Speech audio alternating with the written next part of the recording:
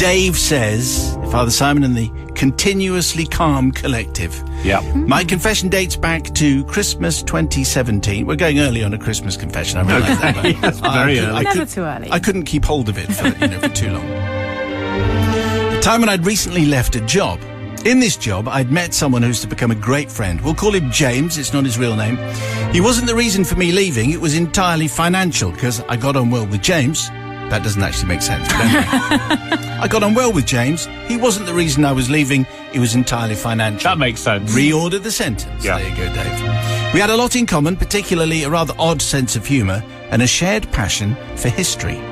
After leaving the job where I worked with James, I got a new job at a marketing agency. And with them being marketing types, obviously what with it being a marketing job, Yep. they wanted to make a video to send to clients to wish them a happy Christmas. It's one of those tedious videos where the lyrics to a well-known song were changed to make them fit the mantra of the agency. Oh, no. And everyone had to wear Christmas jumpers and pretend to have fun with their colleagues as we frolicked in the snow. In this case, it was Mariah Carey's All I Want for Christmas that we mutilated. Something about All I Want for Christmas is more open rates for email campaigns. Catchy. Something Yeah. like that. I didn't stay long in that job either. Not for financial reasons this time. I just didn't like the idea of enforced fun. I think Dave is quite a tricky customer. Yeah. Nothing ever suits him.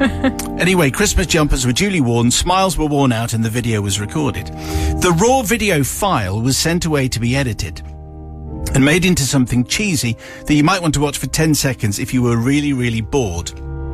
It's now a few days after recording the video at work. It was a Saturday, and I went into town to peruse the wares of our numerous charity shops, particularly to look at the CDs and records.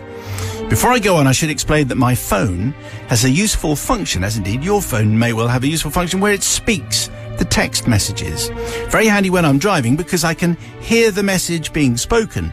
I've always got this turned on, and whilst it offers no privacy, it's helpful when I've misplaced my phone in the house. So, as far, I mean, obviously that could be a disaster waiting to happen, and just so happens. On the confession then, as I strolled down the high street, without a care in the world, I had a message from James. With the noise of the passing traffic, I couldn't hear what my phone was saying. So I got it out of my pocket and read his text. Being a man of advancing years, I have to stand still when operating my phone. Me too.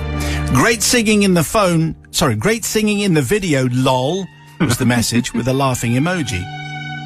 How the dickens did he know about that? I thought I hadn't told him what we'd been doing at work. I replied straight away, "How do you know about that?" And then I pressed send.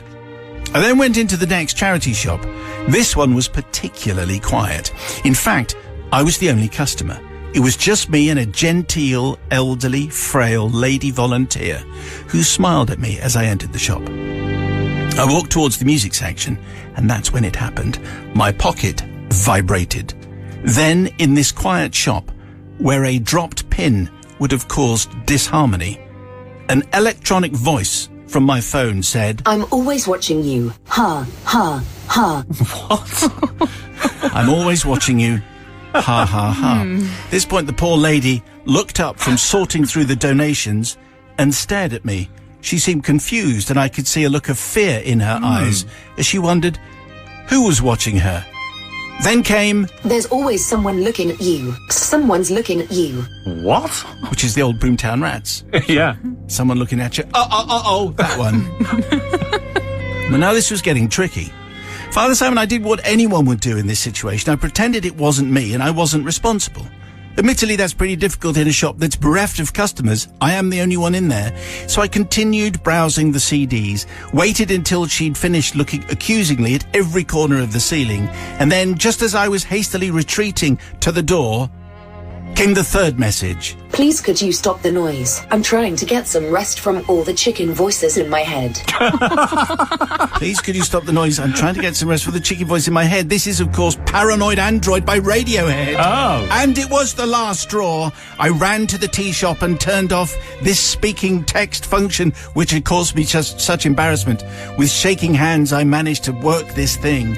You see, what I now know is that the video was sent to the company where I used to work, the company where James still worked. James had seen the edit and then he'd chosen to wait until Saturday morning to laugh at my vocal skills and send me the messages. I am seeking forgiveness, Father Simon, for that frail lady that was happily going about her day in late 2017 until she received notifications from the electronic voice that she was being watched. I often wonder about her and if my messages caused her an onset of paranoia. I'm hoping she's over it now.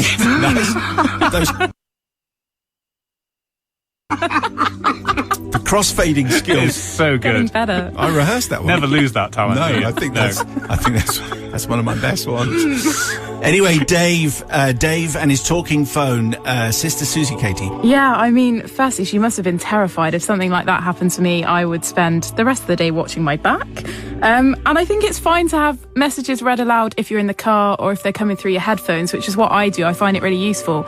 But you're not forgiven, Dave, because if I was your friend texting you and I knew that you were just airing my text to everyone in public, I would not be very pleased. So I think you should probably improve your privacy measures, and you're not forgiven. It's a very contemporary confession in that respect. Brother Matthew. It is. I mean, I'm going to forgive because I think she had a great story to tell, and I'm sure she wasn't. I mean, I've been a little unnerved by my phone doing that, particularly because we're all on the same WhatsApp group, and suddenly I'll be interrupted on my way home by Katie on WhatsApp says, play ABBA next. Simon on WhatsApp says, that's boom how we run the show. emoji, boom emoji, boom emoji. So I am going to forgive.